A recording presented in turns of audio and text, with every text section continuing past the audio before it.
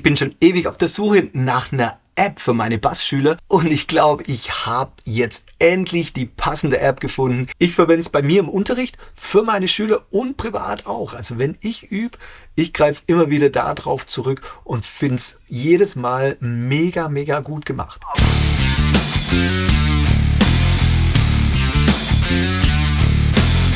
Wahrscheinlich machst du es genauso wie alle anderen ja auch. Wenn man einen Song auf dem Bass lernen will, dann sucht man erstmal vielleicht nach den Tabs, nach den Noten, man googelt danach, man schaut auf YouTube, vielleicht gibt es jemanden von meinen tollen Kollegen, die das wirklich super machen, aber eventuell reicht dir das auch nicht, um so richtig beim Bassspielen weiterzukommen. Da habe ich jetzt endlich ein Tool entdeckt, das nennt sich Tomplay. Das gibt es als Desktop-Version, für ein Tablet, fürs Handy kann man es benutzen. Und das will ich dir sehr gern jetzt mal kurz vorstellen. Um dir zu zeigen, wie vielseitig Tomplay ist, spiele ich jetzt einfach mal zu ein paar Songs dazu in unterschiedlichen Levels.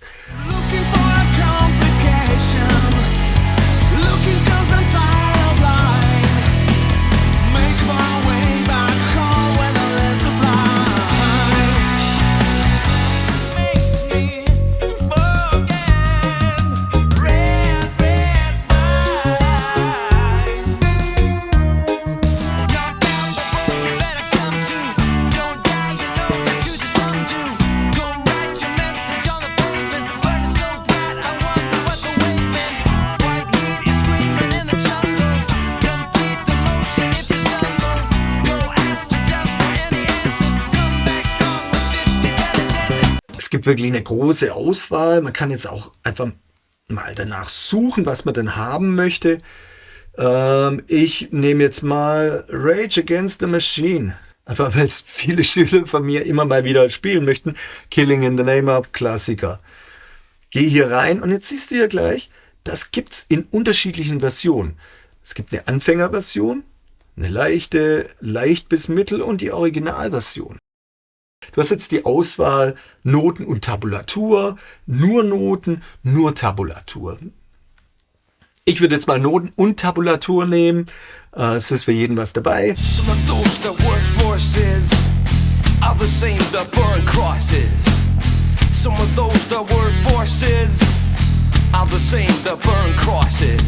Du kannst es vor allem auch nutzen, um Stück für Stück besser zu werden. Du startest mit der Anfängerversion, lernst als erstes mal das Grundgerüst von dem Song und jetzt steigerst du dein Level, ähnlich wie in einem Computerspiel. Zu der einfachen Basslinie kommt noch ein bisschen mehr dazu. Das wird rhythmisch etwas komplizierter. Die Original-Bassläufe kommen Stück für Stück mit rein.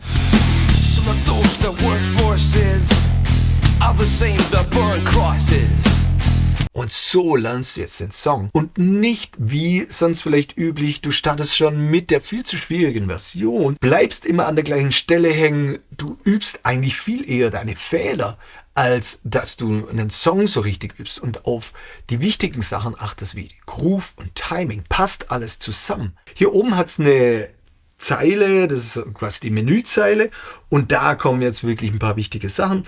Erstens mal Audiospur wählen.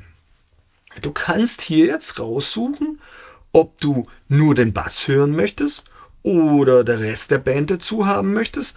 Ein Metronomklick, ausmachen oder anmachen. Du kannst die Lautstärke ändern von der Bassspur und das ist jetzt super, super wichtig.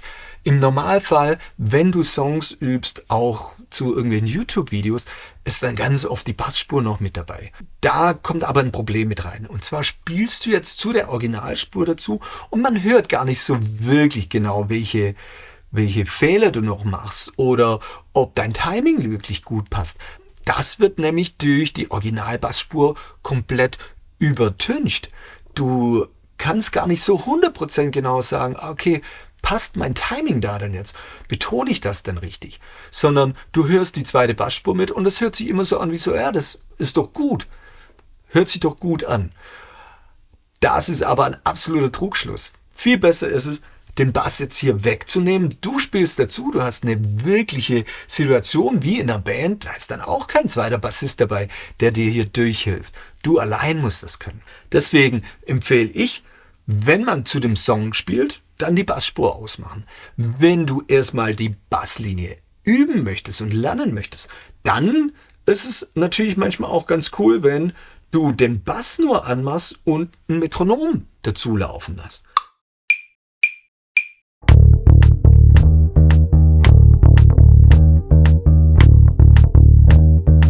Du kannst es jetzt versuchen, so nachzuspielen, klar, über die Tabulatur oder wenn du den Bassschlüssel kannst. Du kannst es versuchen, rauszuhören. Ja, du stoppst es einfach, hörst du die Töne an, versuchst es übers Gehör rauszuhören. Ein super Tool, was die mit reingebaut haben, ist hier visuell. Da zeigt sie jetzt hier unten ein Griffbrett an. Bei dem Song sind wir jetzt bei einem Drop D-Tuning. Das heißt, die tiefe Seite, die normalerweise E ist, die ist jetzt runtergestimmt auf D. Also da jetzt nicht wundern. Und wenn du hier jetzt das laufen lässt, dann zeigt sie jetzt gleich hier unten auf dem Griffbrett an, welche Töne du wo auf dem Griffbrett, auf welchem Bund du spielen musst. Ich würde jetzt nicht die ganze Zeit da dazu spielen, wie bei einem Playstation-Spiel. Aber wenn du erstmal lernen möchtest, wo sind denn die Töne, dann ist es mega, mega, mega gut. Wenn ich jetzt mal hier rüber gehe zu dem normalen Riff und das jetzt üben möchte, dann mache ich hier eine Wiederholung rein und lass mir nur die 2 Takte laufen.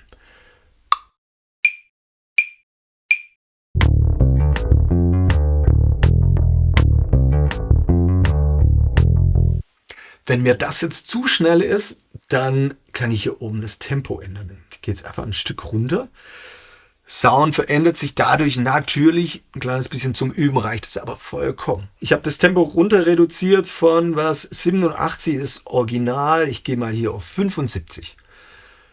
Ne, ich mache es noch langsamer. Ich gehe auf 70%. 70 Klicks. Und lasse das jetzt mal laufen. In der Schleife wieder.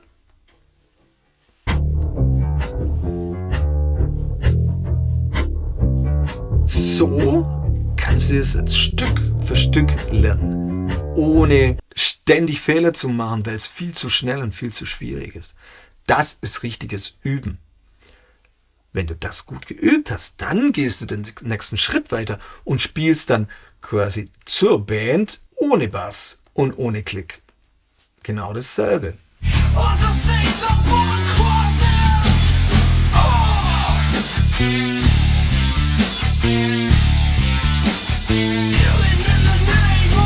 Da hörst du jetzt auch wirklich, passt dein Timing, spielst du die richtigen Töne. Du kannst dich aufnehmen.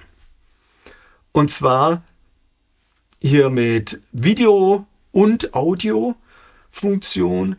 Das kannst du dann entweder teilen, logischerweise posten auf Instagram, TikTok, YouTube, egal wo, oder einfach nur für dich. Du kannst dann so richtig sehen, okay, stimmt dein Wechselschlag, wie ist deine Spieltechnik, wo hängt's denn noch, wie hört sich's an? Ganz viele Sachen hört man eigentlich erst, wenn man es aufgenommen hat und nicht während dem Spielen. Während dem Spielen ist man meist viel zu beschäftigt, sich um die Noten zu kümmern und drüber nachzudenken, was kommt als nächstes, wie spiele ich das denn jetzt genau?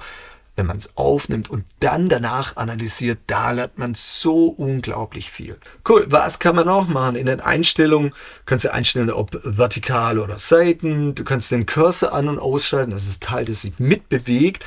Den kannst du auch tatsächlich anpassen, je nachdem, wie die Latenz ist von deinem Mikrofon oder deinem Aufnahmeinterface. Du kannst den Vorzähler anmachen, ob der nur visuell kommt mit so einem Blinklicht oder wirklich geklickt. Du kannst einstellen, wie viel Takte im Voraus ein Klick kommen soll. Noch was Cooles, du kannst die Noten natürlich auch ausdrucken. Da macht sie dann einfach komplett auf DIN A4 die Noten nacheinander drauf. Kannst es ausdrucken, wenn dir das lieber ist, als auf einem Tablet dir anzuschauen oder auf einem Rechner. Druckst du dir aus, legst du dir hin auf deinen Notenständer und spiel dann dazu. Es gibt das nicht nur für Bass, sondern auch für ganz viele andere Instrumente. Vor allem auch andere Bassinstrumente, also Kontrabass zum Beispiel. Selbst wenn du jetzt nicht Kontrabass spielst, kannst du hier die Noten von irgendwelchen Songs raussuchen. Zum Beispiel Filmmusik von König der Löwen oder klassische Sachen wie Mozart-Noten von der Zauberflöte. Alles Sachen, die dir viel, viel, viel mehr bringen, als nur einfach Songs zu spielen, sondern hiermit kannst du richtig üben.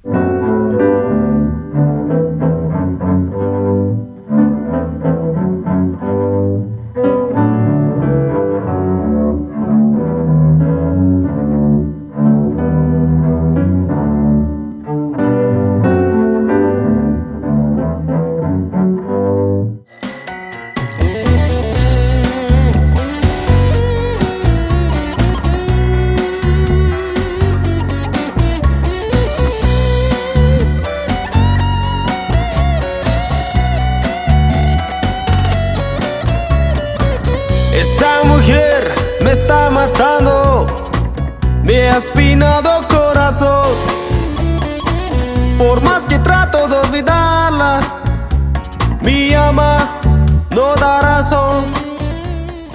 Zum Notenlesen lernen ist es mega gut. Du kannst ja jetzt dir eine einfache Version raussuchen, nimmst leicht als Level und spielst dann dazu.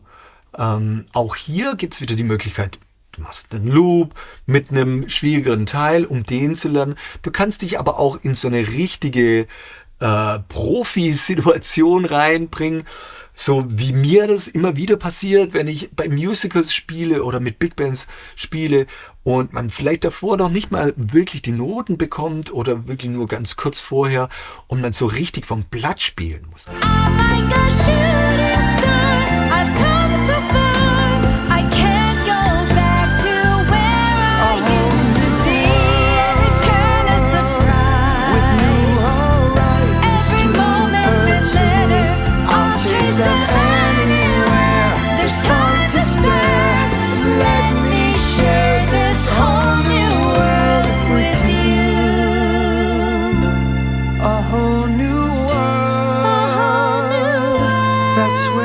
Also du gehst hin, schnappst dir einen Song, den du vielleicht auch noch gar nicht kennst, nimmst die Bassnoten und spielst einfach dazu, ohne zu stoppen.